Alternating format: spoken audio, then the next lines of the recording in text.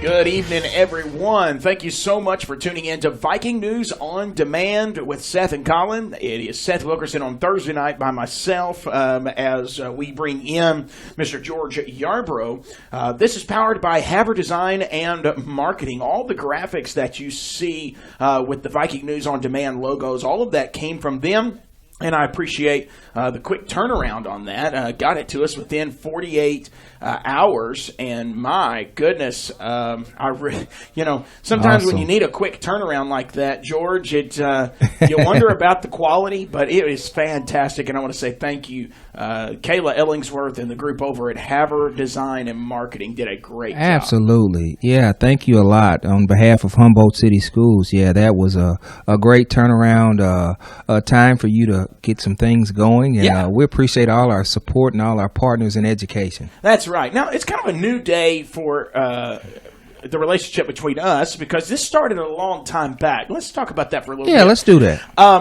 I can remember when I was working for Palmer Johnson at the time, and pretty much I was station manager, I think, at the point where I made contact with you and Miss Emily Burleson. Absolutely. And we were in the window front. If you actually go to the coffee shop today where the stage is at, right, that's where we stage were. Side. That's You're right. We were sitting there in the window, hot. Yeah, man. I tell you, we had some conditions to endure, didn't we? We sure did. No doubt. No doubt. We continued, doing football and that sort of thing. Right. And then I just had to take a little bit of step back from the station at that point because of I couldn't be station manager. I just didn't have the time for that. Absolutely. And but you all followed me over to the Victory. Yeah. And we do did a show over there quite a bit. Once a week. And I think it was on Tuesdays. It was on Tuesdays. I remember coming on Tuesdays, and that morning, because at 9 a.m. was that was a challenge for me. But hey, we pulled it off, man. So yeah. We've got some history behind the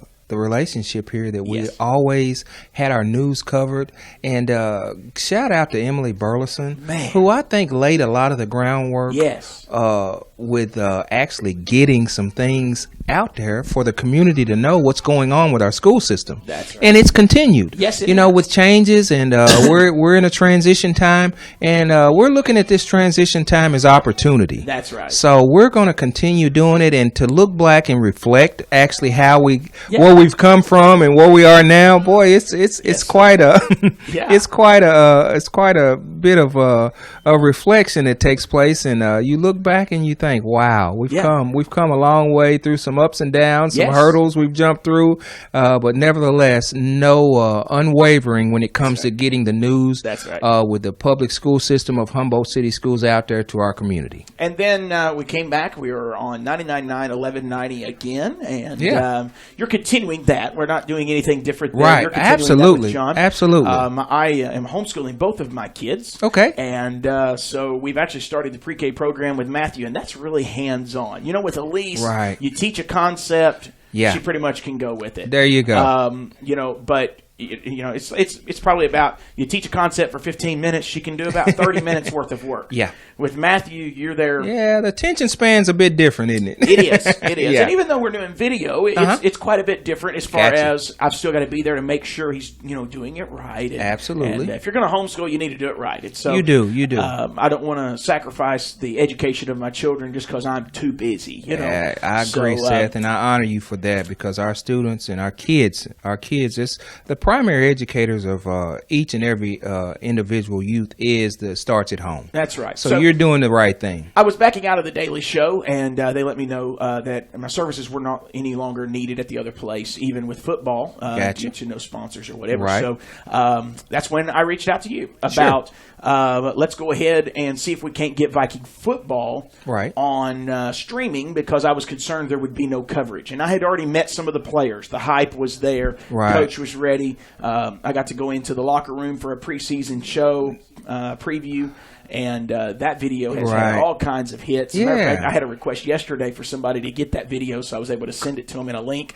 And so with that, This all kind of evolved, and Colin even had a bigger vision than I did as far as he wanted to do a Monday night sports show. He said, hey, why don't you keep the Thursday deal with George, and let's do Monday, Thursday, and then ball games, which is basketball would be Tuesday night and Friday night a lot of times, and then football's every Friday evening. Exactly. So that's what we're looking at, and now Booster Club is on board. We've got cameras ordered, and we're excited about what's coming. This Friday night, folks, when you watch the football game, just understand better equipment is coming. We're going to use Switcher Studio this week, but there is some better stuff ahead. I'm not sure if it'll be a week from Friday when we debut that or if it'll be on the road. I'm hoping we can debut it a week from Friday in our second home game, because in our surroundings, we got a little more flexibility. We do. And I'm excited. I think you've orchestrated this thing well, and we are going to, I think the more important thing is the community of Humboldt. It's a small community. Yes. And we have listeners, with radio listeners, as well as listeners that are going with the new normal, if I could say that, with live streaming and seeing things on Facebook and covering games, sporting events, news. That way, it's a place for both venues. So we're going to continue our relationship with not only you, but with John, with Good News Radio, and we're going to just be a partner. Yes, and we're going to benefit from both venues. Yes, sir, definitely so. So George Yarbro is our guest today with Humboldt City Schools. You are the athletic director. Now, we mentioned a little bit back, but now this is our first show on this format. Right. So you have a co-athletic director with Coach Dorrington Reed as well. Absolutely. That gentleman there is no stranger to Humboldt at all. Quite the player on the basketball court and on the football field. Yes, sir. And, most people probably, if you're old enough, you know that Coach Reed was a tremendous track athlete as well. That's right. He is co-athletic director with me this year, and we're doing this thing together. Yes. That was a call that our administration made regarding our superintendent, and that was I told her yesterday, Seth, yes, that was probably one of the wisest things I think that could have happened, because with the COVID-19 pandemic, yes, all the things that are happening regarding changes, all the information that has to be gotten out prior to an athletic event, yes, sir, it's going to take a village. Yeah. And that village starts with the two individuals that are very well versed in sports, myself and Coach Reed. Coach Reed has coached a lot of sports in his lifetime, and he's did that all at Humboldt City Schools, where he was born and bred. So I'm excited, and he's a good, sound mind, a very smart individual that has a great outlook and has just the knowledge that Humboldt carries, the tradition that it carries, and I'm excited to have him on board. We was out working on the scoreboard last night. All right. And we're doing a lot of different things, man, to keep these kids and our student athletes, not only them, keep them prepared with guidelines, but also to keep our community updated on information that's changing and different things that's happened, because athletics has gone to a whole new dimension. Those watching probably, you saw me snicker a little bit when he talked about working on the scoreboard. You don't want to become that school, and we know there are schools that you don't want to go play at because their scoreboard never works right. The clock never works right. And then you start having people start hollering, they're cheating. Yeah. You don't want it's that. all kind of controversy when you don't see that score and you don't have that time up. And that's tough. It is. It's tough on an announcer. Hey. Not to be able to look and know what time's left. That's exactly right. But let me say this, Seth, if I could. Sure. Last night, we got hold to our scoreboard guy that works on our scoreboard and our scorekeeping equipment. Sure. And his name is Brian. And Brian come out last night after 11 stops. Wow. So he started in Mississippi. Mercy.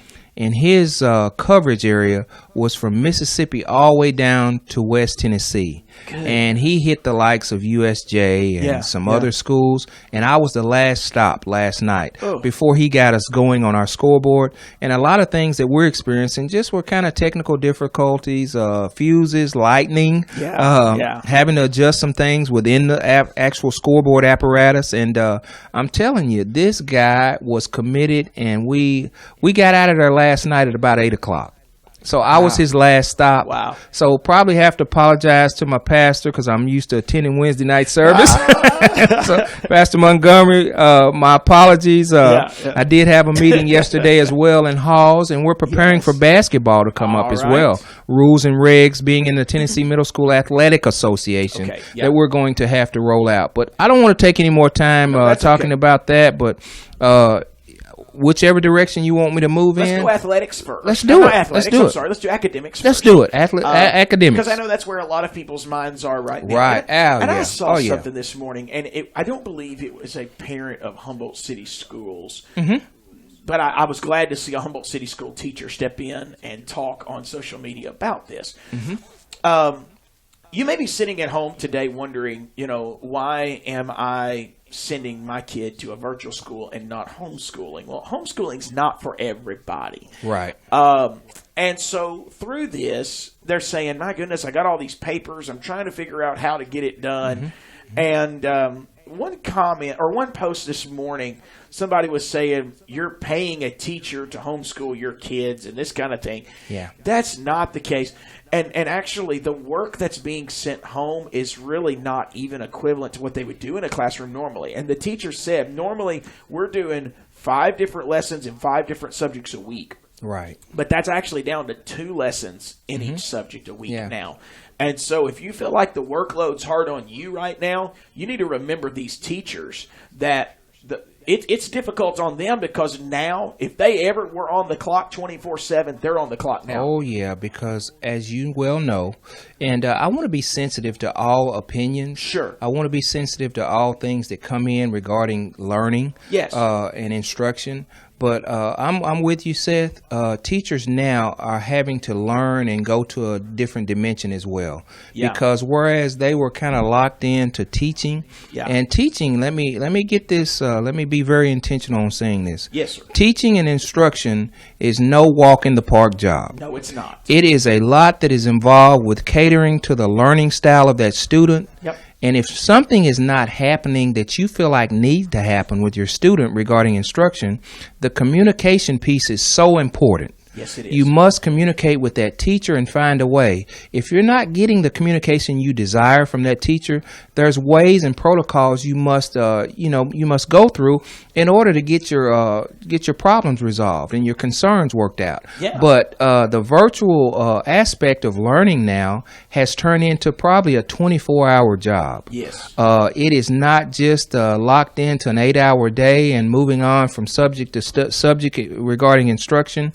If you walk around to a high school and our elementary school and East End, Stigall, you're going to see a sign hanging up on the door that says virtual teaching in progress. I saw that when I came. Virtual teaching is a new concept. It is. But it is also a concept that I think is the days and times we're in. That's right. So shout out to these teachers. They're working hard, guys. Community, understand, parents, grandparents, any of those guardians that are raising students that are school-aged, understand that the concept of virtual teaching and virtual learning on your behalf, migrating through some technology issues and some pieces to the puzzle regarding technology just to get on to see an actual assignment being taught in a virtual aspect. Oh gosh, that is it's a different world for everyone. So it is. Homeschool is that's a concept that is it's very, very honorable for you to want to have to teach your own daughter, your own son, but it takes a lot of time and it takes a lot of. Not everybody has that time. It's not for everyone. No, it's not. So don't feel bad. However you feel the need to see that your child is educated. That's right. To see that your child is getting instruction and getting prepared for life. That's right. We need to find out what fits us. And if you're definitely with Humboldt City Schools, we're going to make sure that you're getting what you need, getting devices. I know devices have been something that has been sort of tedious. It's been a thing to where we're trying to get devices out to all our students who need them. Yeah. We aren't perfect. Sure. The process wasn't perfect. It's a new process. The checkout process was somewhat frustrating for not only parents but for our staff. But in the end, know that you can, if you have to come up a couple of times and for us to get it right, use that patience and that understanding for us and with us. We're a partnership. We're the partner between home and school many times. And we just need you to understand that we are intentional when it comes to your child and getting them what they need and teaching them and getting them the instruction they need. Yes. If you're just joining us, you're watching Viking News on Demand. This is something new. Make sure you go and like our Facebook page, Viking News on Demand. Turn on those alerts. The reason for that is anytime we go live, like we are tonight, you will be able to get a notification on your phone, and so it reminds you of that. That's sponsored or powered by Haver Design and Marketing. We thank the Humboldt Chronicle for also coming on board. We also have Bradley Owens, attorney at law, and I'm hearing that the Baskerville Funeral Homes are signing on very, very soon. So we'll have at least 3 sponsors coming into that first game, and we'll have more than that. We just got some that are on the fringe right now, but they're also going to be sponsors on programs like this, so they're getting that extra publicity also. Absolutely. So, that gives us some commercials to play and gives us a break every once in a while. So today we don't get a break, but after today we'll be able to talk. Understandable, man. I'm enjoying it because this is another venue for our parents who are Facebook savvy. Those individuals out there that want to know what's going on. It's just another way of getting information out to our community. That's right. We love it. Academically, I'll let you just kind of set the pace here. Sure, let's do it. Big thing I want parents to understand and to be reminded of is progress reports. Okay. Progress reports are coming out September the 8th. This is for 8th, 11th, and 12th grade. Progress reports will be out on Wednesday. Okay? If your child is a virtual student, then you will be emailed a progress report, or you will receive that in a virtual reception. So Tuesday progress reports goes out for 7th, 9th, and 10th, and Wednesday progress reports goes out for 8th, 11th, and 12th. Okay, that's September the 8th and the 9th. Because what I understand, there's an A and a B group of students. That A group, I think, is 7th, 9th, and 10th, and that B group is 8th, 11th, and 12th. And that's on the junior high and high school level. I do have some information with East regarding packet pickup. Packet pickup will be actually on from 9 until 10 and from 1 until 2 for East End students. Packet pickup and drop-off will be from 9 to 10 and from 1 to 2 on Friday. Okay? We share tons of information as well out there that's on Facebook. East has a great Facebook page, and we encourage parents to go to the Facebook page and really dig into the information that's being given out, because it is all right there. If you have problems migrating throughout the Facebook page, please just call the school and talk to our receptionist, talk to our school officials, talk to somebody within a setting that you are needing information from. That's the most important thing, so you can get the correct information, and that's always important that you guys have the correct information. So at East, packet pickup and packet drop-off is Friday from 9 to 10, again from 1 to 2. Okay. All right. She does a great job. She goes live. Does. She's live all the time. Yeah, she goes live a lot on her Facebook page. So that is fantastic. And I get a lot of information from her page. And we well know that food pickup also will be during that time. Okay. At Stigall, virtual pickup for virtual packets is also, again, on Friday from 10 to 1. Okay. And you can pick up your food pickup as well. Food baskets and our food bags that we are preparing as well. Yeah. Okay. Excellent. So that's just a perk on virtual. Let me read some of my notes. I've called each school, and I'm going to deal with the junior, senior high school first. With virtual students, with the virtual pickup on Fridays from 10 to 1. All virtual assignments are online. Okay. Please, I want to let the parents know that all virtual assignments are online. But if you need to pick up, it is designated from 10 o'clock to 1 o'clock on Fridays. Okay. All right. Junior high pickup will be at the junior high doors at the end of the school there, where junior high is picked up and dropped off. Sure. And high school will be at the front door. Okay. So that's also good information to know where you get those packets and where you drop those packets off for junior high and high school. Because there's so many lines Absolutely. that are already and you might be on the wrong line. Yeah, you do. You do. You might. Hey, what could in my world? What can go wrong will. Oh, yeah. So I understand if you're needing some information and want to know this, just let us know. But junior high pickup will be at the junior high doors at the end of the building where you pick up for junior high, and high school will be at the front door. Fantastic. October the 6th, senior ACT. Okay. So we're getting prepared for that. For October the 6th, pardon me, I didn't know my phone was on. Yeah, they did. I thought I had that thing on silent, but I didn't. That's okay. But October the 6th will be our senior ACT. Okay. More information will be put out there and more information to come, okay? All right. Another big announcement for seniors as well is senior picture retake. It will be on October the 27th, and it will be by appointment only, okay? So this retake, if they didn't like what was taken before, they can do it one more time. Now, I'm sure that you would probably have to call the school. The only information I got with the retake for, I'm guessing if you did not have a chance to have your senior picture taken. Okay, so if the date didn't work. Right, if that date didn't work for you, that is my understanding. Okay. If, pardon me just a second, Seth. That's all right. I'll tell you what, let's do. Let's take a, we'll keep it right. Yeah, here. we'll That's keep fine. it rolling. You're watching Viking News on Demand with Seth and Colin. Colin is not going to be with me on Thursday, but he will be with me every other show. And he works there. Actually, he's working, I believe, in Martin right now, but he lives in Dyersburg, so it kind of makes it a little bit difficult for us to all get together. But Viking News on Demand will be live every Monday night with a sports show on Monday evening called the Monday OT. We're going to go overtime. Good for you. I love it. From the last week, we'll go overtime into the beginning of the next week. Gotcha. And we're going to talk about,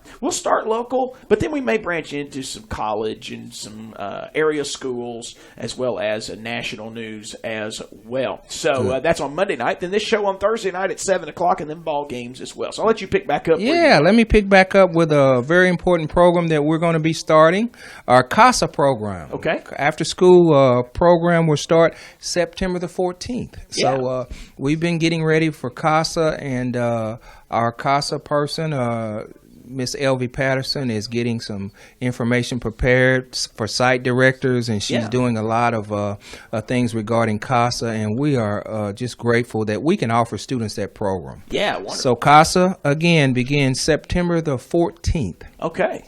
Awesome. I think that hits it all with our virtual learning. I think I've hit some how assignments are online and for our virtual students.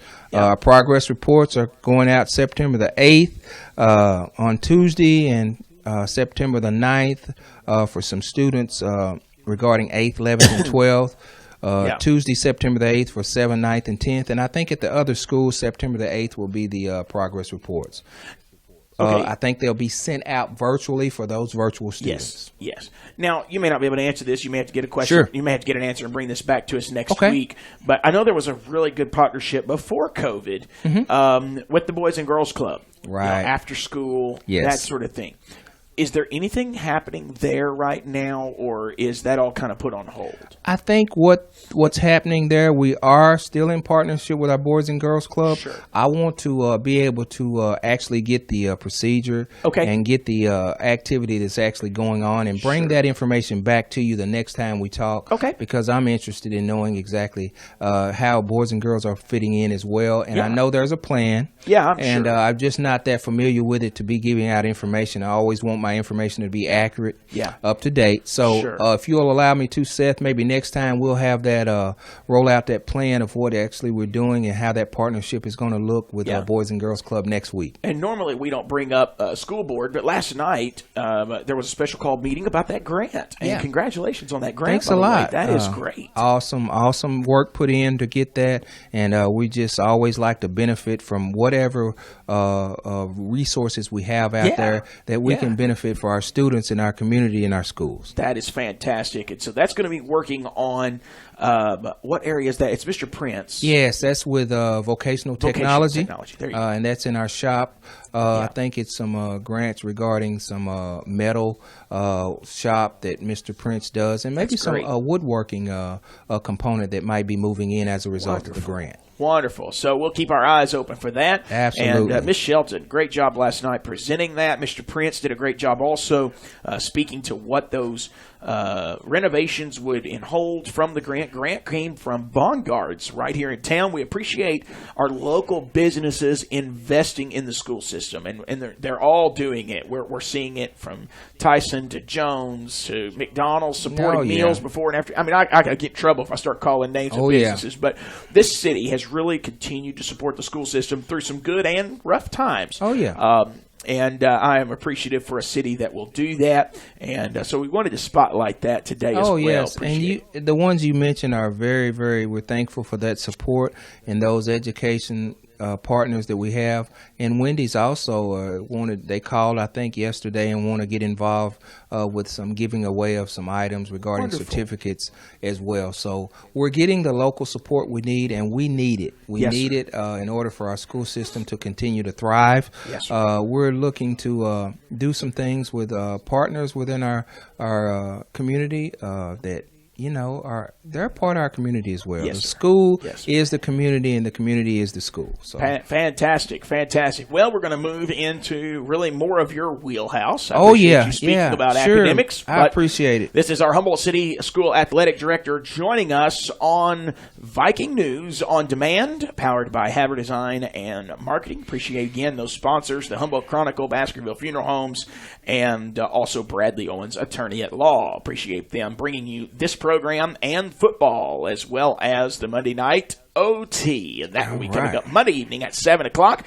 So make sure you share, like this page, and we appreciate you doing so. At the very end of this program, we will be announcing our winners of two $20 gift certificates to the coffee shop on Main Street. Absolutely. So they've been sharing our page. They've been liking the page, and it has grown to over 200 likes in less than a week. So it's growing. We're excited about that. Awesome. And we are partnering with the Humboldt City School Booster Club as well. Viking Booster Club, want to mention them also. This would not be possible without them, and we are going to be pushing them a whole lot and different things that they have coming up, fundraisers, whatever. I know they're going to be doing concessions. I talked to Chance the other day. Good. They will be doing concessions, but it's all going to be already stuff that's pre-wrapped. In other words, he's going to get it that's already fixed. They won't be cooking out back and all of that because of the COVID-19 era that we're in right now. Hopefully, this will end soon.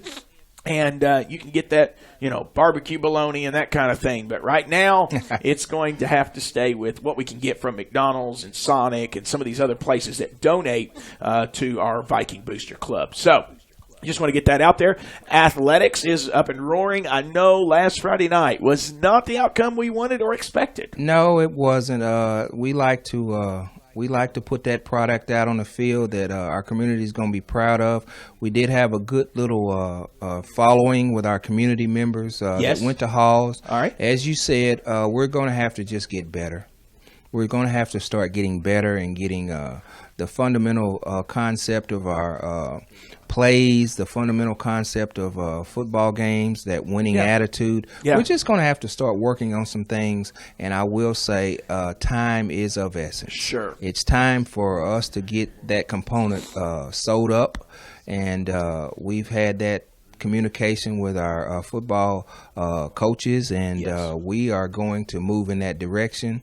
I hope to see a different outlook and a different response and direction coming up tomorrow night, Friday night, when we play West Carroll here at Humboldt at home. Now, we saw some positive things on defense, even though the score was 33-0. It was. There was an interception on defense. It was an interception on defense. There was a fumble recovery, wasn't there? Absolutely. So we did some good things. Yeah, we did some good things. It just didn't show up on the scoreboard, and that's where you've got to start seeing those. And we've talked about it. We talked to Coach about it. The year for moral victories is behind us. It is. We've accomplished a lot. I mean, when you look back over the program, where we are now versus where we were even 3 years ago, we've accomplished quite a bit. We have. It's just now we've got to start putting the product on the field that wins ball games, and that's where we've got to start translating that. How do you do that? I mean, I know you obviously can't sit here today and tell a coach how to coach. I understand that. And it's easy for us sitting at home to be the armchair coach, you know. Oh, yeah. And to say, well, this is what I would do. Yeah, and you might lose games too. So I understand that. But what I'm asking is, how do you translate that? Let's just say coaches are saying the right things and doing the right things in the film room. How do you translate that to the field? Well, first of all, make no bones about it. It's a tough job. Definitely. It's a tough job. There are all kind of X factors, as I found out yesterday in speaking with Coach Ballard, that we are not as a spectator or as a parent even seeing that's going on. Okay. There are certain positions that have to have certain numbers in positions where that is required. There's some X factors with players that maybe miss some assignments, and we are close, but we're not there. But as you said, the grace period for just being close right now is sort of behind us, and we've got to fix this. Yeah. And I know Coach Ballard knows what he's up against, and he knows that time is of essence regarding getting in the right direction and moving in the right direction with our football team, and he's committed to doing that. He's committed to doing that. Yeah. He takes everything that we give him as constructive criticism. Yes. And again, as an athletic program, seeing the tradition that has occurred here at Humboldt, and then now having to filter through the challenging times that we're facing now, we want to try to move in a direction that everybody understands their job. Yes. Everybody will put forth the effort needed and take what we have to give them is regarding the information and regarding the constructive criticism as something to get us better and all be on the same page regarding some of the things that need to happen, and that's where we rely heavily on Coach Reed being a familiar person with athletics, being that ear and being those eyes, and can hear and see some of the things that's going on, and give the head coach and the coaching staff advice. That's because the job of an athletic director, as you well know, it's not just putting out the schedule and making sure it's correct. Right. It's not just scheduling the referees to come and getting them paid.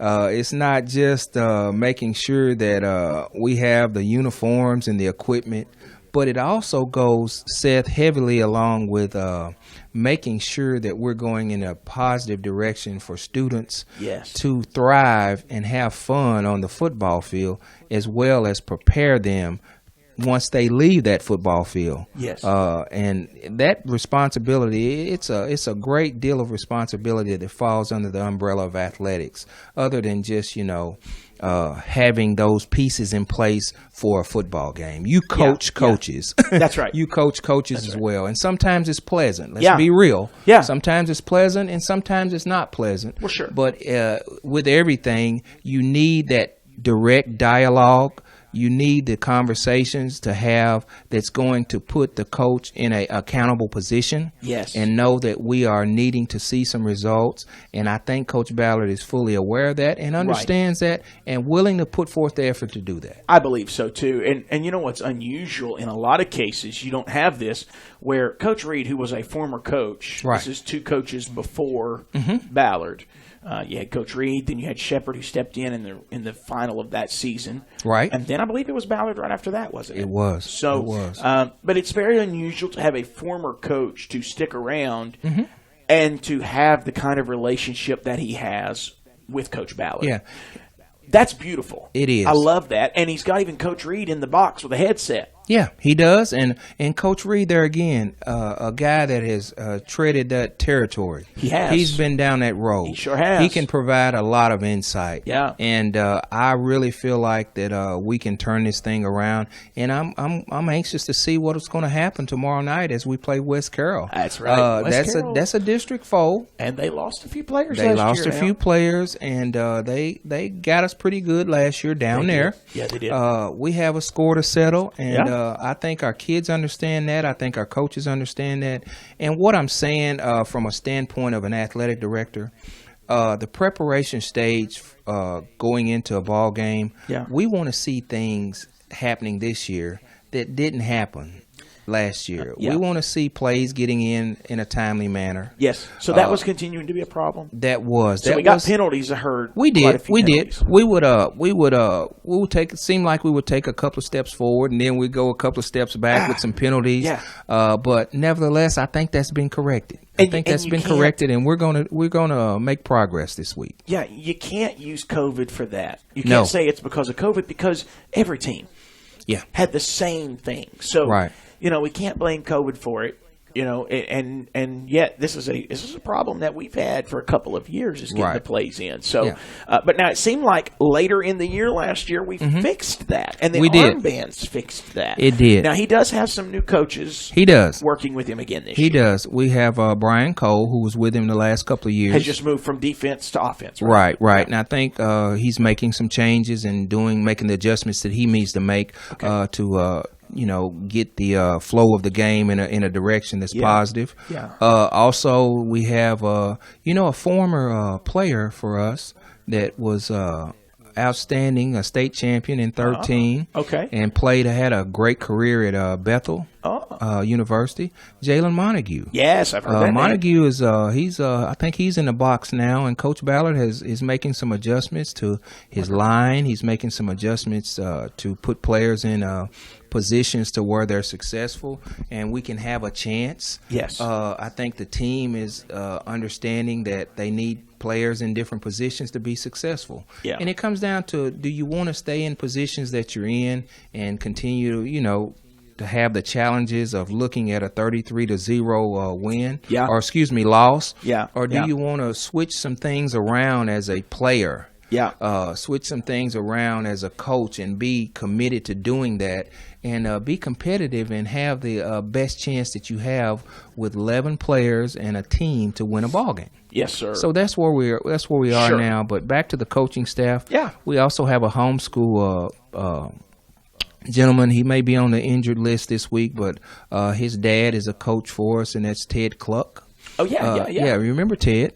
Ted was a coach for Lane College. Yes. So he's in the coaching arena with us this year, and of course you have Harold Miller, and he's been with Coach Reed, Coach Ballard for the last couple of years as well, and was our junior high coach prior to coming on board with Coach Ballard. And we have, I think it's one more out there, Greg Lennon, who's always going to be around. Going to be around and do what he needs to do regarding our influence of what needs to happen with our students. Has a great identity relationship with our players, and we love that.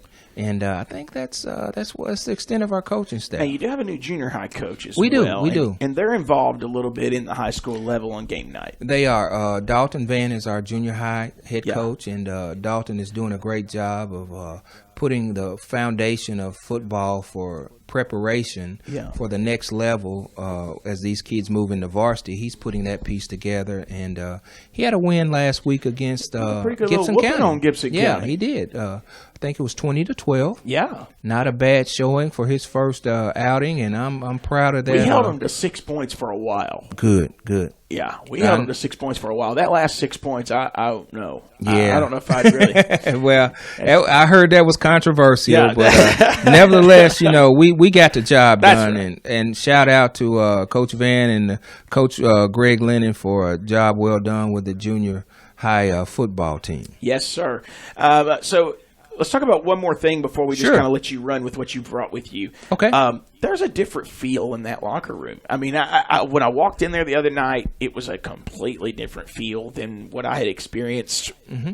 Probably haven't been in that locker room in 3 years. Okay. Last time I was in that locker room was with Coach Shepard. Yeah. I think it was last time. Completely different feel. Yeah. The boys holding each other accountable. Mm-hmm. I saw that a couple of times. And then I saw a few, even after Coach had said practice was over, wanting to stick around. Yeah. And he actually had to run them out of the field house because we were going live. Yeah. And he had to run them out of the field house because they wanted to Yeah. keep staying and lifting or doing Yeah. whatever. And so I like that's the signs of a healthy program in the making. It is, and you know what? That's a very important point, Seth. We have the personnel. Yes, sir.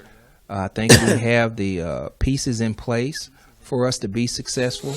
We're just coming up short, and the adjustments that need to be made, it's going to be critical making those adjustments, Yes. for the success of the team. That's right. And, after a while, morale starts taking a dive. That's right. And we want kids to feel good about their showing out on the field. We want heads up. We want the competition piece to be one that you may come up short, but at least you competed and you had a chance. That's right. That's the direction we're moving in, and I think that's the direction Coach Ballard has moved in since he's taken over the program. We have come up short in that area at times, and morale's been low, and things have occurred, that are challenges for a small school competing on the football field. Yes. But nevertheless, I always like to go back to the positive and the encouraging piece that it's going to take. Yeah. We are supporting Coach Ballard. We're supporting his staff. And overall, we're supporting the student athletes that are every weekend putting those helmets on Friday night, practicing through the week, and making the adjustments that need to occur in order for this turnaround to happen. So it's Thursday night. It's junior high night. Thursday night, junior high night. Tonight, we're going to go out against a opponent that we're new to. Okay. That's Three Oaks. Oh, yeah. We're in the Tennessee Middle School Athletic Association now. We haven't played these guys before. Okay. Don't know too much about them. All I know is they're a feeder school for Dyer County or Dyersburg City. Wherever they fall in that pecking order. I do know they're a county school, and they're probably feed into Dyer County schools in what's the name of that town in Dyer? Newbern. Newbern. Yes, you got it. You got it. You put Newbern. me on a pop quiz. I got you. Man. But nevertheless, they're coming to town tonight. Okay. Kickoff is at 6:30. All right. Weather permitting, I think now we're still a go. So for those fans that'll probably be listening at 7, hopefully we'll be out there on that field. Kickoff will have occurred at 6:30, and we'll be doing our best to put a whooping on Three Oaks. Yeah. So, our junior high program, as I said, is off to a great start. Good. Big line, boy. We have a big line. I noticed that. We have some good sized kids. We have some good sized skilled position players, and we have the making of something special when it comes to that junior high team. So fans, be on the lookout tonight, 6:30 kickoff. If you can come out and join us, please do. We do have some guidelines and procedures for all our home football games. Yeah, why don't we talk about that? Yeah, let's do that. Of course, as I mentioned, Coach Reed and myself will be contacting the visiting schools before every game to go over these guidelines. We got visiting teams that have to go through a process when they check in. Sure. We're assuming and we're requiring that they do have temperature checks among all the athletic party that will be traveling, including the players, the cheerleaders, the managers, and the coaches. Yes, sir. We'll do a temperature check and arrive about an hour ahead so we can get them checked in and see the proper information that we need. Now, here's the stadium guidelines and regulations. Okay. These are the things that we want our visiting our spectators to be well aware of. All right. All fans will be required to have their temperature checked at the gate prior to entering the game. If their temperature exceeds 100.4, Seth, entry into the stadium will not be allowed. So if you got a temperature of 100.4 0.4, you can't come in because that is a symptom, as you well know, yes. with the challenging times we're in of COVID. We're going to allow social distancing. It's going to be required in the stadium. The bleachers will be marked where fans can sit. Okay. And how we're going to do that, unmarked areas will indicate no sitting there, but taped areas where you have a distinct mark of tape that is in a 6-foot area, you can sit in those areas where you see tape. Yeah. So we're going to have some tape down on the bleachers, which is going to identify the places that spectators can sit down. Sure. And that is what we're going to do. And all fans must wear a mask. Yes. No exceptions, and we do have extra security on hand to enforce this. So it's not just wearing a mask to your seat. No, it's wearing a mask in the stands, yes. Okay. We've hired an officer to patrol each area, home visiting, and then, of course, we have our regular officer, Officer Hudson, to keep an eye on things that are by the money gate and also by the bathrooms to make sure there's no congregating going on. Yeah. Okay. Ticketing information. Now, for junior high, it's a little bit different. Tickets are going to be sold at the gate. Okay. So we're going to do the money exchange and the ticket exchange at the gate for junior high games. The capacity determination. It's going to be a fourth of our seating capacity, which is 2,200 on our home side and 1,000 on our visiting side. Okay. So up to 200 people can come to the game if you are a visitor from Three Oaks. That seating size, that's bigger than what you would think your stadium would seat. It really would. And then on our home side, it's up to 600. We can sit 600 in a social distancing required, CDC required, a TSSAA required capacity for our stadium. Yeah. And, of course, we give away our 10 complimentary tickets to the visiting school, and we also take our TSSAA and TACA cards will be accepted at the gate as well. Well, some places ain't taking those. They're not. I'll tell you one, and I don't mind mentioning it on there, so I need to tell our fans that. Yeah. Tipton County. And with Tennessee Middle School Athletic Association, we will be in that group with Tipton County this year. Yeah. They will not take any passes of any kind. Wow. We made that very, very evident. They made that very clear in the meeting last night. Okay. We had with the upcoming basketball season and the rules and regs that we're going to be going by. Yeah. Made that very clear that they're not taking any passes. So except for the party that's traveling, the athletic party that's traveling. So cheerleaders, coaches, players, managers. So That's a different approach there. Well, they have the prerogative to do that. They do. And I want fans to know that that's a school district decision. Yeah, that's the administrative decision of the district. All right. So there, of course, there are no bands and no visiting bands unless the host school is informed and will approve that. So, on the junior high level, you don't really have bands that come and travel with the team, but on the high school level, no bands will be permitted this year. Okay, so what does the halftime look like? Just basically, will it be quiet or halftime will look a lot different. We can have some recognition type events on the field. Okay, so I'm looking at doing some things with our high school game. To recognize some of our partners in education. Yeah, and to do that in high school games and in junior high games, it's probably not going to be so much. I understand. We're going to keep things as safe as possible. Sure, realizing and understanding the importance and that COVID-19 is real. Yes, it is, and we have to exercise some of those safety precautions and guidelines that it takes in order for us to be a safe, free zone. Yes, sir. We're also requiring screening upon arrival for all our cheerleaders and cheerleaders. They're not a part of the total capacity of the 200 that are coming with the visitors or the 600 that we have with our total capacity. They're not part of that. Yeah, they're with the athletic party that's traveling to the game. Okay. Of course, pregame and postgame. We keep our teams separated during pregame. Okay. And no postgame handshakes. We just kind of do a little wave in the air, and we kind of get out on the field and show our sportsmanship in that way. Even though on football, it's kind of an oxymoron. We're out there tackling, and we're out there in each other's space. But at the end of the game, we're telling them no shaking hands. Yeah. So that's just the rules, the requirements. But that's TSSAA, and we have to follow those because that's who we're governed by. That's right. Yep. So no spectators are allowed on the field. Only game administration and only those school personnel and administration is admitted on the field with the coaches and the teams and the trainers.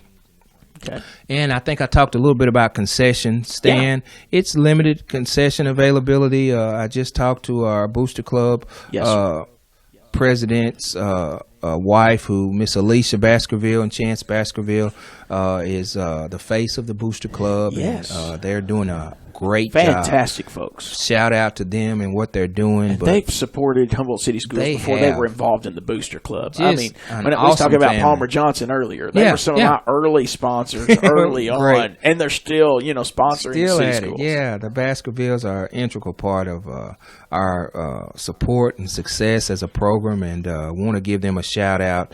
But they'll be doing some limited concession availability. I think it's going to amount to maybe just some few candy items and drinks. Yeah, because those are safe and those are packaged items. Sure.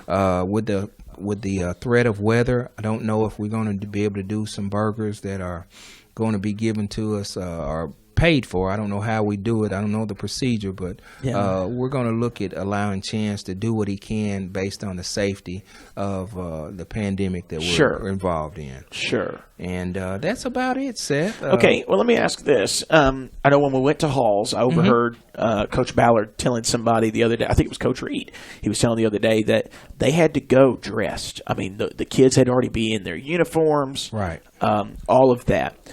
Is that a TSSAA thing, or is that a school district by school district decision? Well, a little bit of both. Okay. TSSAA has put out a recommendation that locker rooms are to be limited regarding use. Okay. And we're following just that. Okay, so where do those teams go at halftime? Do they go back to their bus? Do they just sit outside? No, at halftime, if weather's permitted, they will have our locker room will be available to them on the high school level. Okay. Junior high level, not so much. Once we get dressed, we'll remain on the field. Okay. So we'll go into each end zone and we'll have our little powwow and our So it's talk. not like you're not saying you can't go to a locker room, but we're keeping our kids out too. Right, exactly. Okay. So that keeps it fair. I like that. It does, and you have to understand that the locker room is limited in space. Yes. And with space being invaded, that's probably a main especially on the guest side. Exactly. It's not that much. I couldn't believe we had 90 lockers. In the high school locker room. I'm like, when's the last time we had 90 kids playing football? Right. Well, to explain that, you probably had about 45 student athletes apiece, and you had the junior high sharing the locker room with the high school. Ah, okay. So they moved away from that. I think we moved to the visitors' locker room, and that is where the middle school is housed. Okay. They actually use that as their official locker room because they don't need to be in the space of the varsity. Yeah. I mean, that created a whole different set of problems and concerns. Yes. And so we moved them over to the visiting locker room, and they understand that high school visiting teams will occupy that locker room. Yeah. Okay. And with that being said, we're going to allow them to get dressed, and once they do get dressed, they'll have access to the field house if there's any emergency situations or if we need to go in there and take care of an injury. But once out of that locker room over there on the opposite side, on the visitor side, they'll remain out of there. Okay. Until the end of the game. Sure, I understand that. Well, so I'd overheard that the other night, and I thought, well, that'd be something to get a little clarification on. I appreciate it. Anything else you need to cover today? I think I'm good. I think we've covered most of the news with CASA beginning on September the 14th. Yes, sir. That's a big one. Senior retakes October the 27th by appointment. More information to go out. Yeah. Senior ACT October the 6th. All right. More information to go out on that as well. And progress reports coming out on the 8th and the 9th. Okay. Is Wednesday the 9th? Let's see. Tuesday's 8th, so I bet Wednesday is the 9th. Yeah, Wednesday would be the 9th. Yeah. On the high school level, I will say again, 7th, 9th, and 10th will receive their progress reports on Tuesday the 7th, and Wednesday the 8th, progress reports for 8th, 11th, and 12th. Okay. Another tidbit of information regarding virtual students. Virtual pickup is on Friday from 10 to 1. For the high school, it will be at the front door. For the middle school, it will be at the junior high doors, or the junior high, it will be at the junior high doors at the end of the building. There on the right as you wind around and you go to the junior high entrance. Okay? Fantastic. Junior high game tonight. Junior high game tonight. It's actually already started. Yeah. So actually, you need right. to get there. Yeah. And one more thing I didn't mention, junior high volleyball. Oh, yes. They will be playing Friday night as well. And junior high volleyball will be playing Haywood. Okay. Yes. Are they at Haywood? Hold on. I'm looking at the wrong. Yeah. Okay. Let me look at it down here. It's all right. Yes. You have a lot to cover. Double header, junior high, at the same time of the high school football game. Actually, we'll start the junior high volleyball game at 5. Okay. So it could possibly be winding up when the kickoff to the football game is actually happening against West Carroll. Is this a home game for volleyball then? This is a home game for our junior high. Yeah. And it will be on again on Friday, September the 4th. Okay. 5:00 p.m. at our gym. Okay. Excellent. And then Friday night football. Friday night football. Shout out to our volleyball team. Yes. Who Monday. Okay. They completed a win set-wise against Ripley. All right. So, congratulations. For those of you guys who don't know about volleyball and how it's played, it's the best out of 3. Yeah. On the junior high level. So what happened was Ripley, they won the first set, 3-game set, 2-0. Okay. But the Lady Vikings volleyball team, junior high, won the second set, 2-0. So we split sets. That's like splitting. It's like a home game we won. Yeah, there you go. A away game we won. So that was a doubleheader. A total of 6 games was played, and we won 1 set, and Ripley won the other set. So all right. That's awesome. Yes, sir. Our volleyball team on the senior high level, they'll be back in action on the 10th, September the 10th, and they'll play Trenton. All right. And that game will be at home. All right. So I think that's it, man. That's all right. That's a lot to cover, That's man. a lot. I appreciate you coming in. This is every Thursday night at 7 o'clock. You will have Viking News on demand with Seth and Colin. Don't forget to join us for the ball game tomorrow evening as well.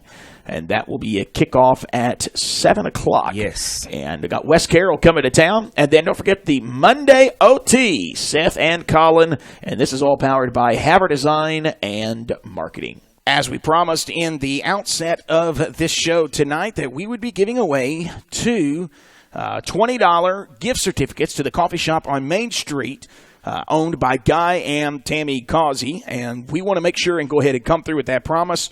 If you don't win this time, then just keep participating in our future endeavors, and you might win the next time. Tonight's winners are Christy Clark and Shirley Scott. Christy Clark and Shirley Scott. Send a message to the Facebook page here on Viking News on Demand, and we will talk about how we can get that to you. We're going to have them with us at the football game tomorrow night, so if you're both there, then you can come pick those up, or we can make sure and make some other arrangements to get those to you. So again, Viking News on Demand, giving away 2 $20 gift certificates to the coffee shop on Main Street. Shirley Scott and Christy Clark, thank you for sharing and tagging 3 friends. It's that simple, and we appreciate your help so very much. Thank you to George Yarbro. He will be with us every Thursday right here on the Viking News on Demand, and that will be at 7 o'clock every Thursday night. We've got a ball game tomorrow night. Friday night, football is back, and it's online for your viewing pleasure. And we're going to have West Carroll coming to town. We will go on the air at 6:45 tomorrow night with our pregame show, and then at 7 o'clock will be kickoff right here at Barker Memorial Stadium in Humboldt, Tennessee. Bring that Viking pride, wear your mask, have your temperature checked, that's okay at the front gate, but make sure you get in and cheer these Vikings on. We want to see some victories in the W column, not just moral victories. Good luck to Coach Ballard and our Vikings tomorrow night as we take on the West Carroll War Eagles. All right, and then on Monday night, it is our first ever. It's the debut of the Monday evening overtime. The Monday overtime right here on the Viking News on Demand. Colin's going to be joining me, and we're going to be talking Humboldt Vikings on what that took place on Friday night. We're going to be talking some local high school sports as well, and then we will kind of probably transition that out to state and national sports as well throughout the evening. It's going to be a show you do not want to forget, and guess what?